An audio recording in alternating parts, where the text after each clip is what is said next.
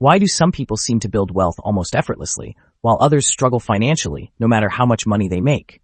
At first glance, the answer appears obvious. Most people assume wealth is simply a matter of income. Earn more money and you'll become wealthy. Earn less money and you'll struggle. It sounds logical, but reality tells a very different story. Every year, professional athletes sign multi-million-dollar contracts and later declare bankruptcy. Lottery winners receive life-changing sums of money and somehow end up worse off than before. Highly paid doctors, lawyers, and executives often live paycheck to paycheck despite earning incomes that most people only dream about. At the same time, there are teachers, engineers, small business owners, and ordinary employees who quietly accumulate millions of dollars over the course of their lives. So if income isn't the whole story, what is? The answer lies in a field that has transformed our understanding of money over the last several decades: behavioral economics. Traditional economics assumed people were rational. It assumed that if two people had the same information, they would make the same logical financial decisions. But researchers discovered something surprising. Humans are not purely rational creatures. We are emotional. We are impulsive. We are influenced by fear, greed, envy, pride, and countless psychological biases that shape our decisions without us even realizing it. In fact, many of the financial choices we make every day have less to do with mathematics and more to do with psychology. This is why two people with identical incomes can end up with completely different financial futures. One becomes wealthy, the other remains trapped in a cycle of financial stress. The difference isn't found in their paychecks. It's found in their habits, their beliefs, their emotional responses, their internal wiring. Because wealth is not merely something you have, it's something you think. Before wealth appears in your bank account, it appears in your mind. Before it becomes visible in your investments, it becomes visible in your behavior. And that's what this video is about. Today, we're going to explore 5 psychological habits that consistently show up among people who build lasting wealth. These aren't investment tricks. They're not secret stock picks. They're not get-rich-quick schemes. They're mental frameworks, ways of thinking that quietly influence thousands of decisions over a lifetime. Because the truth is simple. Your bank account is not the source of your wealth. It's the reflection of it. The real engine of wealth is hidden beneath the surface. It's your psychology. And once you understand that, everything begins to change. Let's start with the first habit. A habit that seems small on the surface but fundamentally changes the way wealthy people evaluate every financial decision they make. Thinking in percentages instead of dollars. Imagine walking into a store and seeing a jacket that costs $500. For some people, that number feels perfectly reasonable. For others, it feels outrageous. What's interesting is that the price hasn't changed. The jacket is still $500. So why do people react differently? Because the human brain doesn't naturally evaluate money in context. It evaluates money emotionally. Most people think in absolute numbers. They see the dollar amount and make a decision based on how that amount feels. But wealthy thinkers do something different. They think in proportions. Instead of asking, is this worth $500? They ask, what percentage of my income is this? What percentage of my monthly cash flow is this? What percentage of my net worth am I exchanging for this purchase? That subtle shift changes everything. Behavioral economists have long studied how humans perceive value. One of the most influential researchers in this field, Daniel Kahneman, discovered that people rarely evaluate gains and losses objectively. Instead, we evaluate them relative to a reference point. This insight became part of what is now known as prospect theory. What this means is that a financial decision is never just about the number itself. It's about what that number represents relative to our circumstances. Consider two individuals. One earns $40,000 per year. The other earns $400,000. Both are considering the same $5,000 purchase. The amount is identical, but the financial impact is completely different. For the first individual, that purchase represents more than a month of income. For the second, it represents less than a week's earnings. The wealthy mind instinctively recognizes this difference. The average mind often doesn't. This is why many people become trapped in cycles of poor financial decision-making. They focus on whether they can technically afford something rather than whether it makes proportional sense. And that's a dangerous distinction. Because being able to afford something and being able to justify it are not the same thing. Every dollar spent on one thing cannot be spent on another. That sounds obvious. But wealthy people take this concept seriously. When they spend money, they don't just see what they're buying, they see what they're giving up. A $1,000 purchase isn't merely a $1,000 purchase. It's potential investment capital. It's future compound growth. its future options and opportunities. This is why many wealthy individuals appear surprisingly cautious with money. It's not because they're stingy. It's because they constantly evaluate decisions through the lens of proportional impact. They understand that financial success isn't determined by a few massive decisions. It's determined by thousands of small decisions made consistently over time. And proportional thinking acts like a compass. It keeps those decisions aligned. It keeps emotions from taking control. It prevents temporary desires from overpowering long-term goals. The next time you're considering a purchase, try changing the question. Instead of asking, "Can I afford this?" ask, "What percentage of my financial life does this represent?" That simple shift forces your brain to think strategically instead of emotionally. And once you begin thinking strategically, something fascinating starts to happen. Your relationship with money changes. You stop chasing price tags. You start chasing progress. And that's where the second psychological habit begins. Because once wealthy people learn to evaluate money differently, they also learn to enjoy money differently. 2. Training your brain to enjoy wealth creation instead of consumption. Have you ever noticed how exciting it feels to buy something you've wanted for a long time? Maybe it's a new phone, a new car, a designer item, a luxury vacation. For a brief moment, it feels incredible. You imagine how much happier you'll be once you finally own it. You picture the satisfaction, the excitement, the sense of accomplishment, and then something predictable happens. The feeling fades. The new phone becomes just another phone. The new car becomes your regular commute. The vacation becomes a collection of photos. The excitement that once felt so powerful gradually disappears. Psychologists have a name for this phenomenon. It's called hedonic adaptation. Simply put, human beings are remarkably good at getting used to things. No matter how exciting a purchase feels initially, our brains eventually treat it as normal.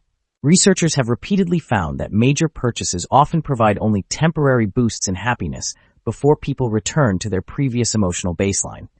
This creates a dangerous cycle.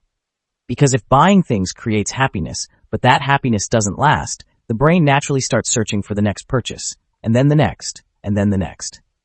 Without realizing it, many people become trapped in a loop where consumption becomes their primary source of emotional reward. But wealthy people often develop a completely different relationship with dopamine, and understanding this may be one of the most important financial lessons you'll ever learn. One of the most famous studies in psychology involved children being offered a choice. They could receive one marshmallow immediately, or wait and receive 2 marshmallows later. Researchers discovered that the ability to delay gratification was correlated with a variety of positive life outcomes. Now, the study's findings have been refined and debated over the years, but one lesson remains important. The ability to sacrifice immediate rewards for larger future rewards is a powerful advantage, and nowhere is that more evident than in personal finance. Investing is delayed gratification. Saving is delayed gratification. Building a business is delayed gratification. Learning valuable skills is delayed gratification. Nearly every path to long-term wealth requires giving up something today in exchange for something larger tomorrow. The problem is that our brains evolved for immediate rewards, not future rewards. But in the modern economy, wealth often belongs to those who can think beyond the present moment. Those who can delay gratification. Those who can resist short-term temptation. Those who can train themselves to find joy in progress rather than possessions. This explains something fascinating about many wealthy individuals. They often appear less impressed by luxury than people expect. Not because they dislike nice things, not because they don't enjoy comfort, but because they understand the psychological trap of chasing consumption as a source of fulfillment. They know that every new purchase eventually becomes ordinary, but progress rarely does. Progress remains exciting, growth remains motivating, momentum remains rewarding. Watching a business grow, watching investments compound, watching debt disappear, watching net worth increase, those forms of progress provide a deeper and more sustainable sense of satisfaction than most purchases ever can.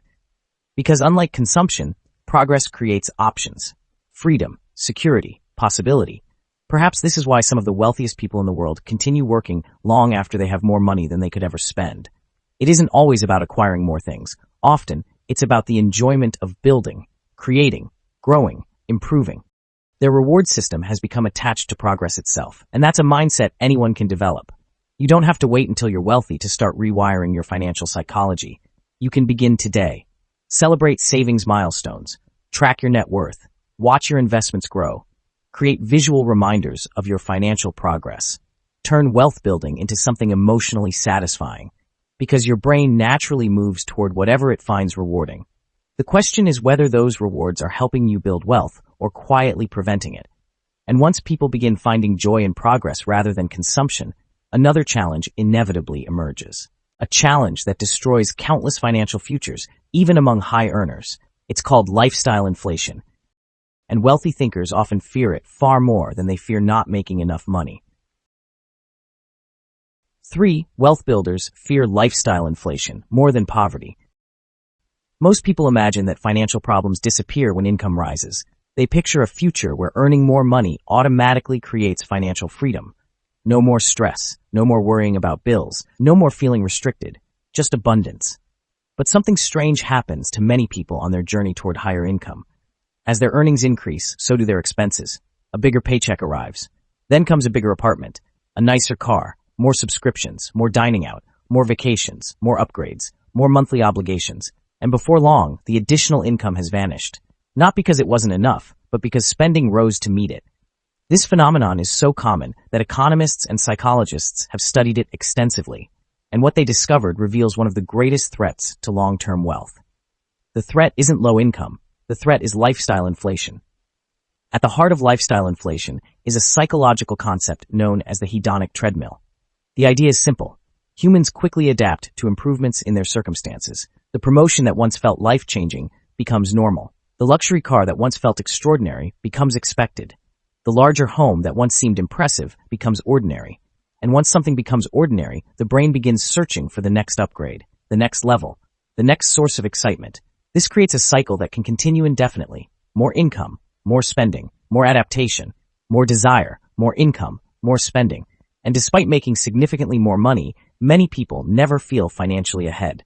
They're simply running faster on the same treadmill. Researchers have repeatedly found that increases in income do improve well-being, particularly when basic needs are being met. But beyond a certain point, additional income often generates diminishing emotional returns. In other words, doubling your income does not necessarily double your happiness. Why? Because expectations tend to rise alongside income. And expectations are powerful, often more powerful than income itself. Psychologists call this adaptation level theory. We evaluate our current circumstances relative to what we've become accustomed to. The problem is that the benchmark keeps moving. What once felt luxurious eventually feels normal.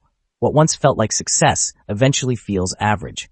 And this is precisely why so many high earners remain financially stressed. This is why many wealth builders react differently to raises and financial windfalls. The average person often views additional income as permission to upgrade their lifestyle. A wealth builder views additional income as an opportunity to strengthen their future. One sees spending power. The other sees investment capital. One sees consumption. The other sees freedom. And that difference in perspective compounds dramatically over time. Imagine receiving a $20,000 raise. Most people immediately begin imagining what they can buy, perhaps a more expensive vehicle, a nicer neighborhood, higher-end restaurants, better furniture. There is nothing inherently wrong with any of these choices. The danger lies in making them permanent, because every recurring expense becomes a future obligation. A larger mortgage, a larger car payment, higher insurance costs, higher maintenance costs, higher expectations. Every upgrade quietly claims a portion of future income, and over time, those claims accumulate. Wealthy thinkers often recognize this instinctively. That's why many of them feel a subtle discomfort when their spending begins rising too quickly. It's not that they dislike success. It's not that they refuse to enjoy life. It's that they understand a fundamental economic principle. Flexibility creates security. Obligations create vulnerability. The fewer fixed expenses you have, the more options you possess. You can take career risks, start businesses, invest during downturns, handle emergencies, adapt to unexpected circumstances. But when your lifestyle consumes nearly all of your income, those options disappear. You become dependent on maintaining your current earnings, and dependence creates stress. Ironically, the very upgrades that were supposed to create freedom can end up reducing it. Human beings rarely evaluate success in absolute terms. We evaluate it relative to the people around us. When your income rises, your social environment often changes. You begin interacting with people who spend more, drive nicer cars, live in larger homes, take more expensive vacations. Suddenly, your previous lifestyle no longer feels impressive, not because it changed, but because your reference group changed. This is one reason lifestyle inflation can feel endless. The goalposts keep moving. No matter how much you earn, there is always someone earning more. No matter what you own, there is always someone owning more. And if your financial decisions are driven by comparison, satisfaction remains permanently out of reach. This is why some of the most financially successful individuals develop a habit that appears surprisingly simple. They intentionally allow their income to grow faster than their lifestyle. Notice the distinction. They don't necessarily avoid lifestyle improvements altogether. They simply ensure that spending grows more slowly than earnings. When income rises by 20%, expenses might rise by only 5%. The difference is directed toward investments, savings, business opportunities, or other assets. Over years and decades, that gap becomes enormous. It becomes wealth. Not because of extraordinary investment returns, not because of perfect timing, but because of consistent restraint. Many financial experts recommend a simple rule. When your income increases, save or invest at least half of every raise before adjusting your lifestyle. This approach accomplishes something powerful psychologically. You still enjoy the benefits of earning more, but you also ensure that future wealth grows alongside present comfort. You create balance. You avoid becoming trapped by your own success. And perhaps most importantly, you prevent temporary increases in income from becoming permanent increases in spending. The truth is that wealth builders rarely fear earning too little. What they fear is becoming dependent on spending too much. Because they understand something that many people never fully realize. The person who needs the least often has the greatest freedom. The person who controls their lifestyle controls their future. And the ability to resist lifestyle inflation may be one of the most underrated financial superpowers in existence. But resisting lifestyle inflation requires another psychological skill. A skill that wealthy thinkers practice almost automatically. Before they spend money, they imagine something most people only experience afterward: regret. And that brings us to the next habit. The habit of experiencing buyer's remorse before making the purchase instead of after it. 4. Practicing future regret before spending. Think back to the last purchase you regretted. Maybe it was an expensive gadget that spent more time in a drawer than in your hands, a subscription you barely used, a luxury item that seemed essential in the moment but quickly lost its appeal. Or perhaps it was something larger, a car, a piece of furniture, or even a major financial commitment that felt exciting at first and burdensome later. What's interesting about buyer's remorse is that it almost always arrives too late. The money has already been spent. The decision has already been made. The emotional high has already faded. And reality has finally caught up. For most people, regret is something that happens after a purchase. But wealthy thinkers often reverse the process. They experience regret before they buy. Not because they're pessimistic, not because they're fearful, but because they've learned a powerful psychological skill, anticipating future emotions before making present decisions. And this habit alone can save thousands, sometimes millions of dollars over a lifetime. Research has shown that people who actively consider future outcomes often make better long-term decisions than those who focus solely on immediate rewards. The reason is simple. Human beings are naturally drawn toward short-term pleasure. We focus on how a purchase feels right now, the excitement, the convenience, the status, the novelty, but we often fail to consider how we'll feel weeks, months, or years later. This phenomenon is known as present bias. Our brains tend to overvalue immediate rewards and undervalue future consequences. In financial terms, present bias is responsible for many of the decisions that quietly erode wealth. It's why people overspend on credit cards, why they postpone saving, why they make impulse purchases, why they prioritize immediate gratification over long-term security. The wealthy mind, however, has learned to interrupt this process. Before spending, it asks a different question. How will I feel about this later? Imagine you're standing in a showroom looking at a luxury vehicle. The lighting is perfect. The salesperson is skilled. The engine sounds incredible. The leather smells expensive. In that moment, it's easy to imagine the satisfaction of driving it home. But a wealth-minded individual doesn't stop there. They fast-forward the movie. They imagine the monthly payments 6 months from now, the insurance costs, the maintenance expenses, the depreciation, the feeling of watching a significant portion of their income disappear every month. Then they ask, will this still feel worth it? This simple mental exercise changes the decision-making process completely, because now the brain is considering not only the reward, but also the consequences. We consistently overestimate how much joy a purchase will bring and underestimate how quickly we'll adapt to it. Psychologists call this the impact bias. We believe a future event will affect us more strongly and for longer than it actually does. That new phone feels like it will transform your life. It doesn't. That expensive watch feels like it will bring lasting satisfaction. Usually, it doesn't. That luxury upgrade feels like the missing piece. Most of the time, it isn't. The brain is remarkably good at exaggerating future pleasure, which is precisely why wealthy thinkers deliberately force themselves to consider future disappointment as well. They seek balance. They challenge the emotional story their brain is telling them, and in doing so, they often avoid costly mistakes. This doesn't mean wealthy people never spend money. In fact, many spend generously on things they genuinely value.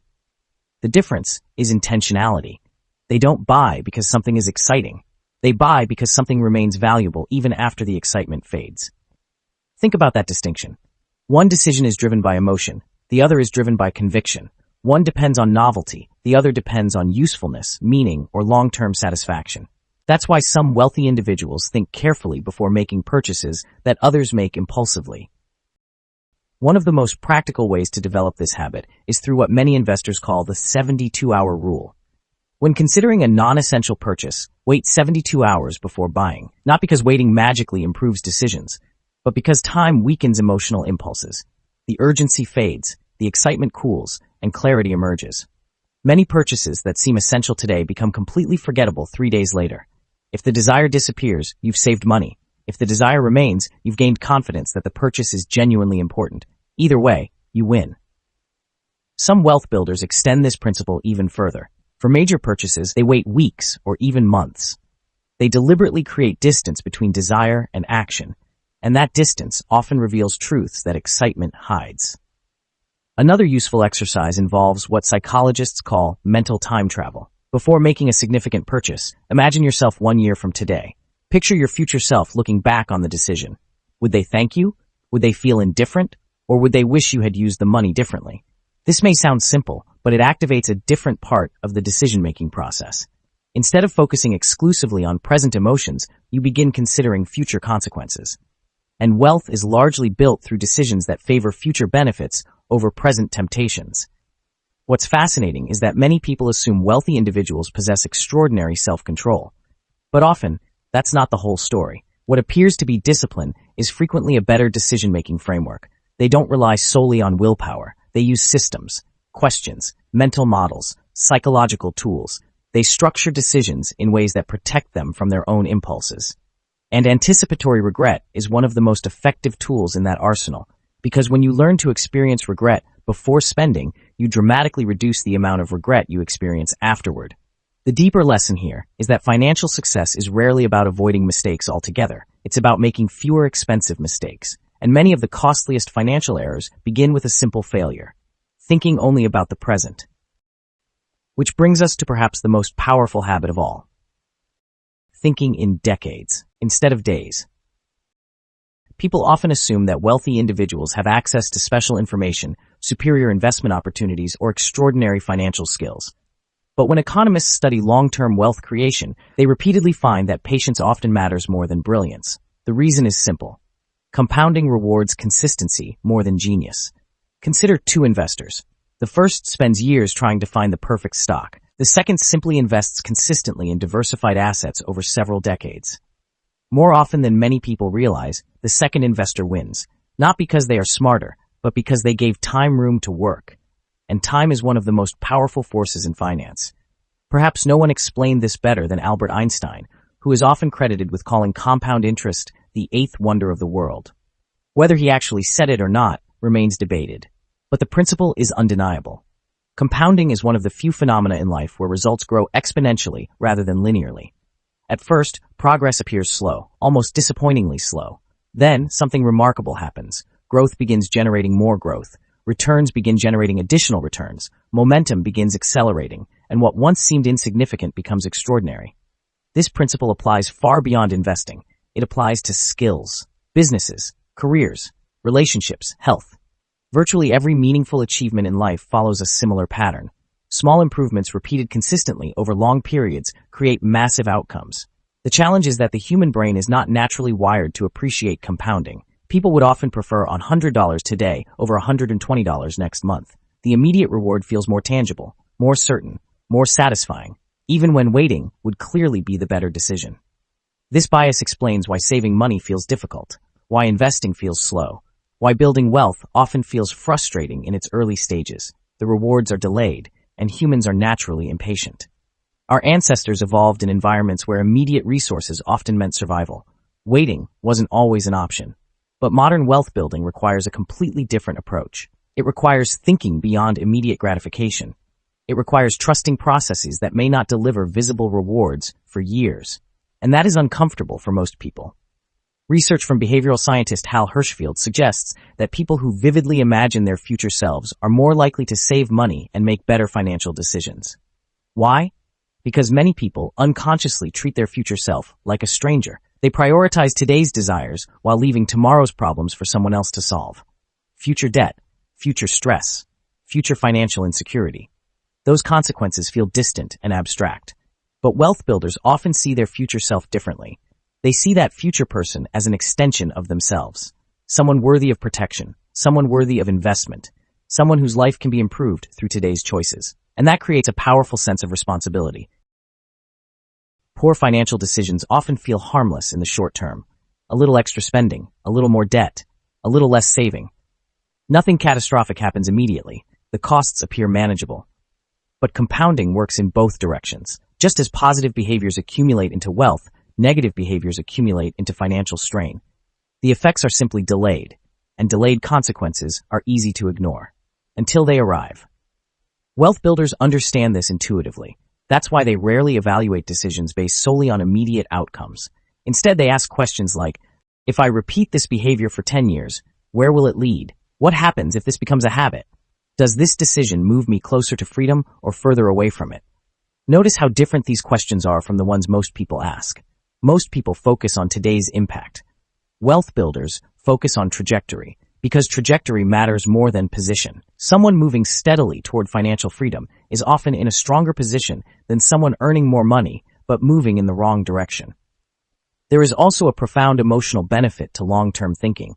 It reduces anxiety. When your focus is measured in decades rather than days, short-term setbacks lose much of their power. Market downturns become less frightening. Temporary failures become more manageable. Unexpected obstacles become easier to endure, because you recognize that individual events rarely determine long-term outcomes.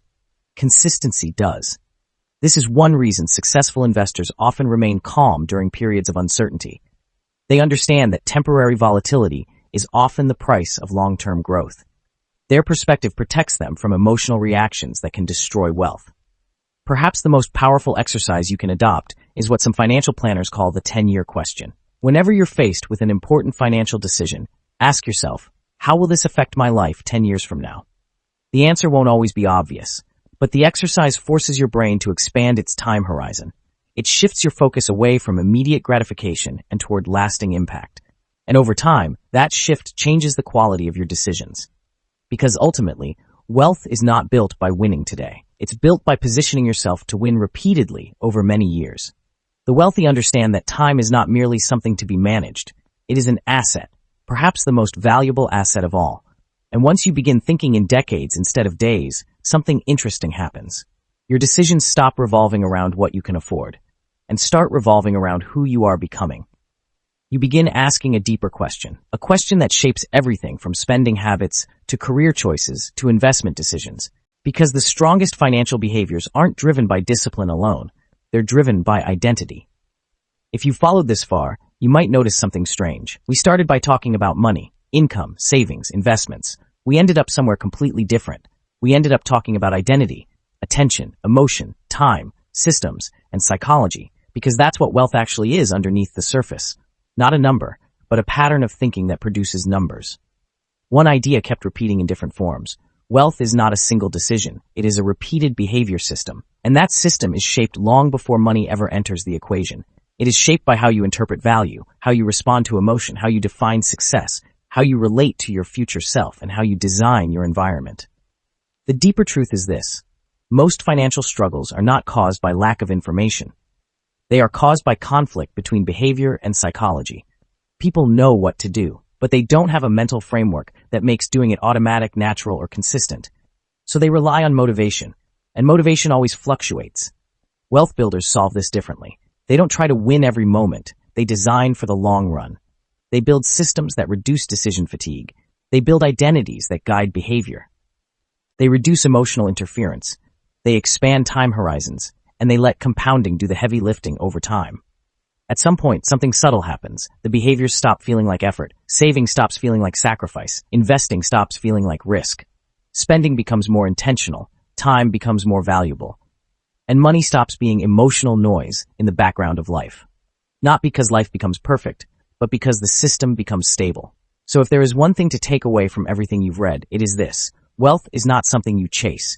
It is something you build internally first and observe externally later. It begins in the invisible layers, thoughts, habits, reactions, systems, identity, and only later appears in the visible layer, income, assets, net worth, freedom.